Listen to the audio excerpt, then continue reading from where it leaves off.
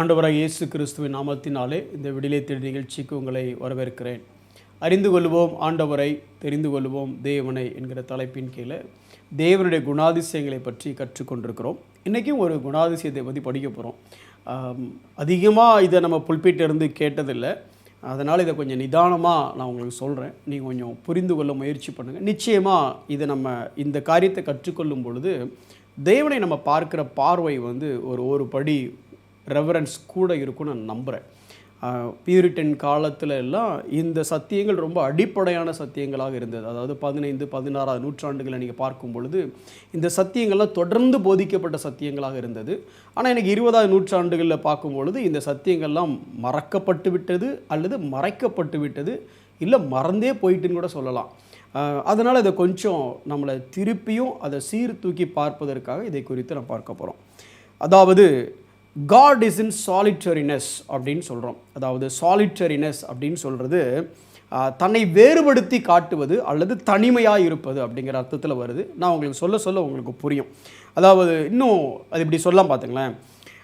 Being alone, அவர் தனியாக இருக்கிறாரு, அவர் தனித்துவமாக இருக்கிறார், அவர் தான் தேவன். இன்றைக்கி நம்ம உலகத்தில் பாருங்களேன், இன்றைக்கி நம்ம கடவுள் அப்படின்னு சொன்னால் ரொம்ப சாதாரணமாகிட்டோம். சார் நீங்கள் தான் சார் என் தெய்வம் அப்படின்றோம் ஒரு பணக்காரரை பார்த்தா.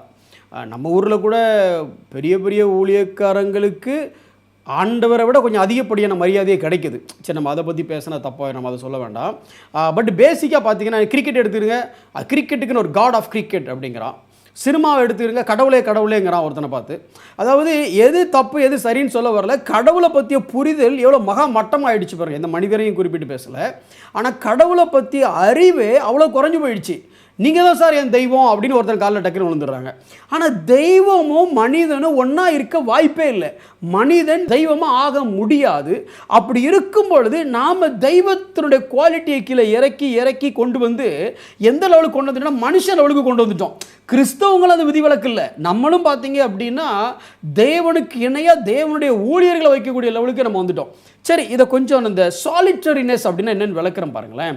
அதாவது இந்த மொத்த உலகத்துக்கு வெளியில் தான் தேவன் இருக்கிறாரு. அந்த பார்வை வேணும் உங்களுக்கு. இந்த மொத்த உலகமும் ஒரு என்டிட்டின்னு எடுத்திங்கன்னா தேவன் இன்னொரு என்டிட்டி. அவர் தனியாக வெளியே இருக்கிறாரு. என்ன பிரதர் தனியாக வெளியே இருக்கிறாருங்கிறீங்க, உள்ளே இருக்கிறாருங்க? கொஞ்சம் சொல்லுங்க, புரிகிற மாதிரி சொல்கிறேன், கொஞ்சம் கவனிச்சிட்டே வாங்க. தொடர்ந்து தான் படிக்க போகிறோம். முதல்ல சொல்கிற மாதிரிலாம் தேவனுக்கு முதல்ல யாருமே தேவையில்லை. அதான் முதல் பாயிண்ட். எப்படி சொல்லலாம்? He separated himself from others. எல்லாரிலும் இருந்து தன்னை பிரித்தவராய் அல்லது தனியே இருக்கிறவராய் தேவன் இருக்கிறார். யாரும் அவருக்கு தேவையே இல்லை. ரெண்டாவது, அவருக்கு கம்பெனி, அதாவது சார் தேவனுக்கு துணை யார் சார் அப்படின்னா அவருக்கு ஒரு துணையே தேவையில்லை. ஏன்னா அவரே துணையாக இருக்கிறார். அவருக்குள் தேவையானது எல்லாம் அங்கேயே நிறைவாக இருக்கிறது. வெளியில் வந்து உன்னை தேடணுங்கிற அவசியம் தேவனுக்கு இல்லவே இல்லை. ஒரு வசனத்துலேருந்து சொல்கிறேன், உங்களுக்கு புரியும் பாருங்களேன். நமக்கு தெரிஞ்ச வசனம் தான். இந்த வசனத்தை படிக்காத கிறிஸ்தவங்க யாருமே இருக்க முடியாது. ஏன், புறஜாதி கூட இந்த வசனம் தெரியும்னு சொல்லலாம். இந்த ஆதியாகமம்னு ஒரு புத்தகம் இருக்குல்ல, அதில் அதிகாரத்தில் வசனம் என்ன சொல்லுது? ஆதியிலே தேவன் அப்படின்னு ஆரம்பிக்குது. அப்போ பாதியில் தேவன் வரலை, ஆதியிலே தேவன் வந்ததுக்கு அப்புறம் தான் அங்கே என்ன இருக்குது? வானத்தையும் பூமியையும் சிருஷ்டித்தார். அப்போ வானம் சிருஷ்டிக்கப்படுவதற்கு முன்பதாக, பூமி சிருஷ்டிக்கப்படுவதற்கு முன்பதாக ஆரம்பத்திலேயே ஆதியிலே யார் இருக்கான்னா தேவன் இருக்கிறார். இதில் என்ன பெரிய சத்தியம் இருக்குது அப்படிங்கிறீங்களா? சரி, முதல்ல இந்த வானங்கள் தேவனுடைய மகிமையை விவரிக்கிறது அப்படின்னு பல இடத்துல பார்க்குறோம், அப்படி தானே? அதாவது heaven is being manifested for his glory. அதாவது வானத்தை பார்க்கும்போது தேவனுடைய மகிமையை பார்க்கலாம் அப்படின்னு.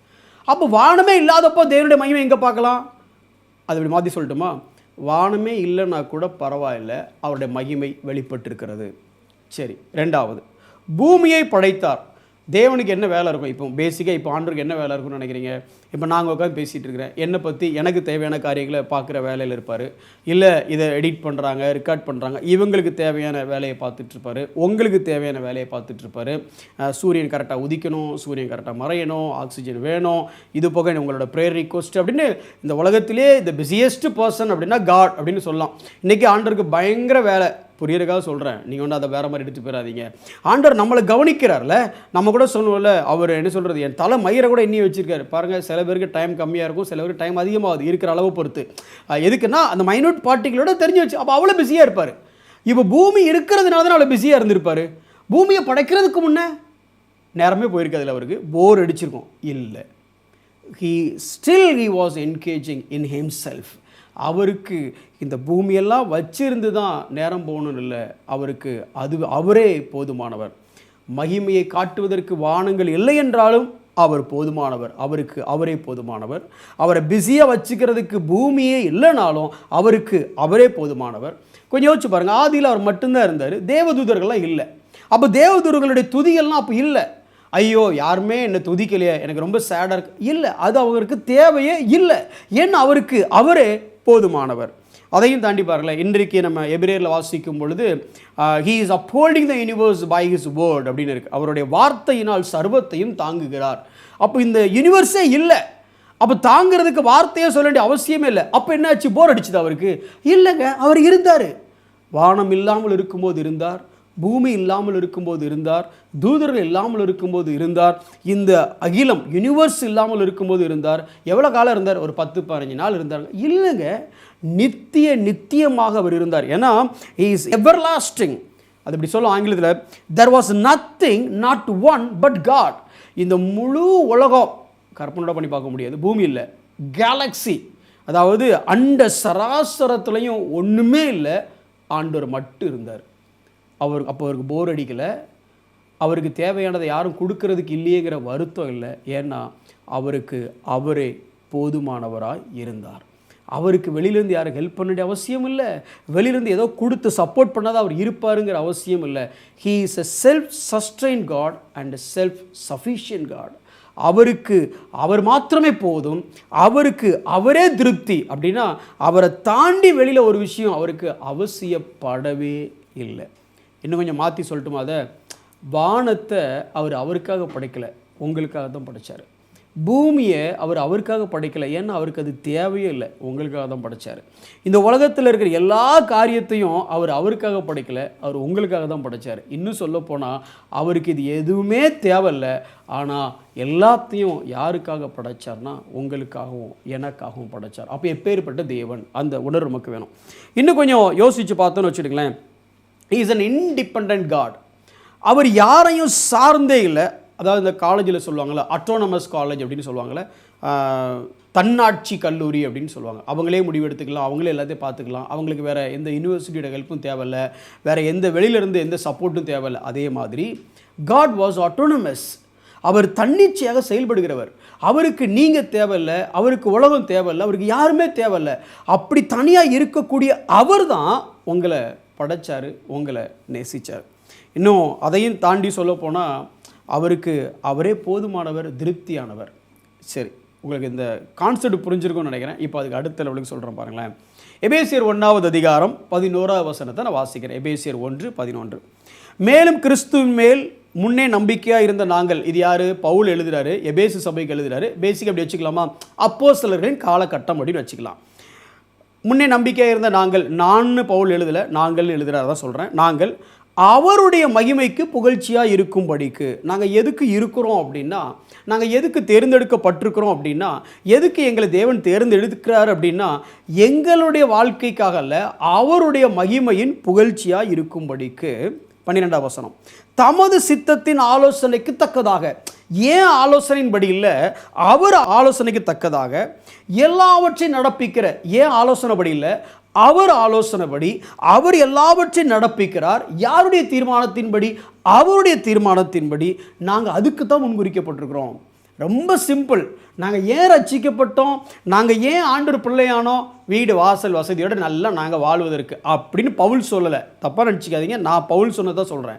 பவுல் என்ன சொல்கிறார் அப்படின்னா, நாங்கள் முன்குறிக்கப்பட்டது, நாங்கள் ரட்சிக்கப்பட்டது, நாங்கள் தேர்ந்தெடுக்கப்பட்டது, நாங்கள் ஊழியம் செய்வது, நாங்கள் பிரசங்கம் செய்வது, இன்னும் சொல்லப்போனால் நாங்கள் வாழ்வது எதற்காக அப்படின்னா, அவருடைய மகிமையின் புகழ்ச்சிக்காக, அவரை மகிமைப்படுத்துவதற்காக, அவருடைய தீர்மானத்தை நிறைவேற்றுவதற்காக.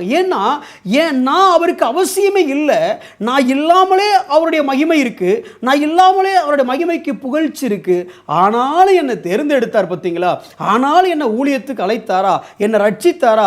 இப்போ என் அஜெண்டா என்ன அப்படின்னா, என் வேலை என்னன்னா, ஏதோ என்னை கன்சிடர் பண்ணி என்னையும் மதித்து அழைச்சிருக்கிறாரு, வாழ்கிற வாழ்க்கையை அவருடைய மகிமைக்கு புகழ்ச்சியாக நான் வாழணும்.